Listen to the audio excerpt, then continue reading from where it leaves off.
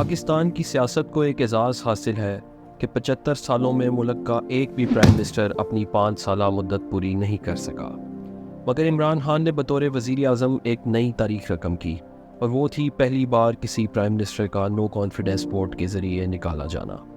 اسی طرح Donald Trump نے بھی امریکہ کی سیاسی تاریخ میں ایک ریکارڈ قائم کیا ہے، اور وہ یہ کہ ڈونلڈ ٹرمپ اس وقت امریکہ کے وہ واحد ایکس پریزیڈنٹ ہے جو کسی کیس میں مجرم پائے گئے ہیں۔ امریکہ کی قریباً 250 سالہ تاریخ میں 46 پریزیڈنٹس آ چکے ہیں، اور ڈونلڈ ٹرمپ اکیلے پریزیڈنٹ ہیں جنہیں کسی عدالت نے مجرم ڈکلیئر کیا ہے۔ ڈونلڈ ٹرمپ کو سزا ایک فحش ویڈیوز کی ایکٹریس سٹارمی ڈینیلز کے ساتھ تعلقات پر ہوئی۔ یہ کیس کیا تھا، اور امریکہ جیسے آزاد ملک جہاں اس طرح کے افیئرز رکھنا کوئی معیوب بات نہیں ہے، ایسی سوسائٹی میں اس کیس پر ٹرمپ کو سزا کیوں ہوئی؟ کیا پاکستان تحریک انصاف واقعی یہ سمجھتی ہے کہ اگر امریکہ میں ڈونلڈ ٹرمپ الیکشنز جیت جاتے ہیں تو پاکستان میں عمران خان کی حکومت آ جائے گی؟ جانیے یہ سب اور بہت کچھ ہماری اس ویڈیو میں۔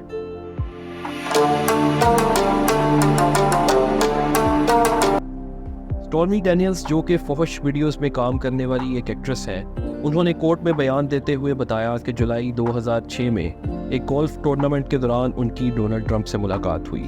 اس وقت ٹرمپ ایک سیاستدان نہیں بلکہ صرف ایک بزنس ٹائکون تھے۔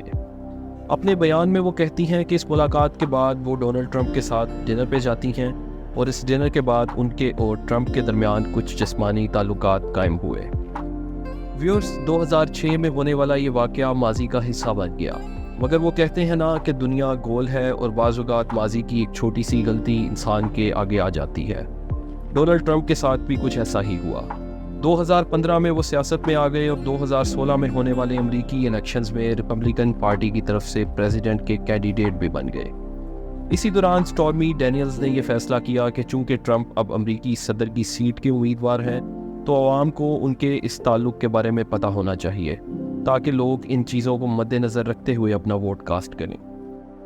ٹرمپ کو جب اس بات کا پتہ چلا اور یہ احساس ہوا کہ اس واقعے کے منظر عام پر آنے سے ان کا ووٹ بینک خراب ہو سکتا ہے، تو انہوں نے اپنے سیکرٹری کے ذریعے سٹارمی ڈینیلز کو چپ کروانے کے لیے $1,30,000 الیکشن کیمپین کے نام پر دیے۔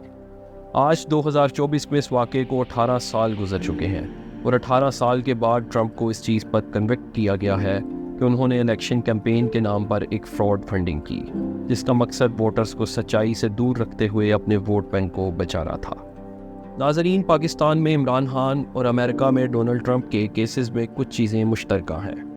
امریکی عدالت کے فیصلے کے مطابق ابھی صرف ٹرمپ کو مجرم ڈکلیئر کیا گیا ہے، سزا نہیں سنائی گئی۔ سزا اناؤنس کی جائے گی 11 جولائی کو، اور 11 جولائی وہ دن ہے جس کے ٹھیک 4 دن بعد یعنی 15 جولائی کو ریپبلکن پارٹی نے اپنا پریزیڈنشیل کینڈیڈیٹ فائنل کرنا ہے، جدھر ڈونلڈ ٹرمپ ایک مضبوط ترین امیدوار ہے۔ بالکل اسی طرح جیسے پاکستان میں 2024 کے الیکشن سے محض کچھ دن پہلے عمران خان کو 3 مختلف کیسز میں سزائیں دی گئیں۔ پاکستان میں ان کا کیا نتیجہ نکلا وہ تو آپ کے سامنے ہے کہ کیسے زمانے بھر کے ظلم و ستم کے بعد بھی عمران خان کی پارٹی نے الیکشنز میں سب سے زیادہ سیٹس حاصل کیں۔ دیکھنا یہ ہے کہ امریکی الیکشنز پہ اس فیصلے کا کیا اثر پڑتا ہے۔ ویورز، پاکستان میں ایک تاثر بہت عام پایا جاتا ہے کہ جو کروا رہا ہے امریکہ کروا رہا ہے، اور یہ کسی حد تک درست بھی ہے۔ پاکستانی سیاست پر نظر رکھنے والے بہت سے لوگ یہ سمجھتے ہیں کہ اگر 2024 امریکی الیکشنز میں ریپبلکن پارٹی جیت جاتی ہے اور ٹرمپ صدر منتخب ہو جاتے ہیں تو پاکستانی سیاست میں بھی ایک فرق پڑے گا، وہ یہ کہ عمران خان جیل سے باہر آ جائیں گے اور شاید حکومت بھی ان کو مل جائے۔ اس سوچ میں کتنا وزن ہے، اس کا تجزیہ کرتے ہیں۔ ویئرز، 2020 کے امریکی الیکشنز میں ڈیموکریٹس پارٹی جیت گئی اور جو بائیڈن صدر منتخب ہوئے۔ پاکستان میں 2022 اپریل تک عمران خان کی حکومت تھی، اور ان 2 سالوں میں جو بائیڈن اور عمران خان کا ایک بھی دفعہ ڈائریکٹ رابطہ نہیں ہوا۔ ادھر سے ظاہر تھا کہ جو بائیڈن عمران خان سے کچھ زیادہ خوش نہ تھے، اور ادھر 2022 میں جب عمران خان کی حکومت نو کانفیڈنس موشن کے بعد ختم ہونے والی تھی تو عمران خان نے بھی اس کا الزام امریکہ پر لگانا شروع کر دیا۔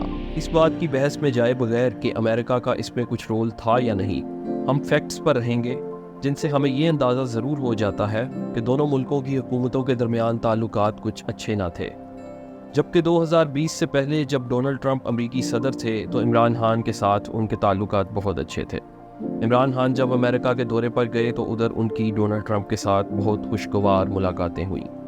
تو ان وجوہات کی بنا پر بہت سے لوگ یہ سمجھتے ہیں کہ ڈونلڈ ٹرمپ کے صدر بننے سے پاکستانی سیاست کا نقشہ بدل سکتا ہے اور عمران خان کے حق میں جا سکتا ہے، لیکن فی الحال تو ڈونلڈ ٹرمپ خود ایک مشکل سے لڑ رہے ہیں اور دیکھنا یہ ہے کہ 15 جولائی کو وہ ریپبلکن پارٹی کی طرف سے پریزیڈنشل کینڈیڈیٹ کے طور پر نامزد بھی ہوتے ہیں یا نہیں۔ یہاں ایک بات حقیقت ہے کہ اگر امریکہ میں حکومت بدلے گی تو یقیناً پاکستان کی سیاست میں بھی کچھ فرق پڑے گا۔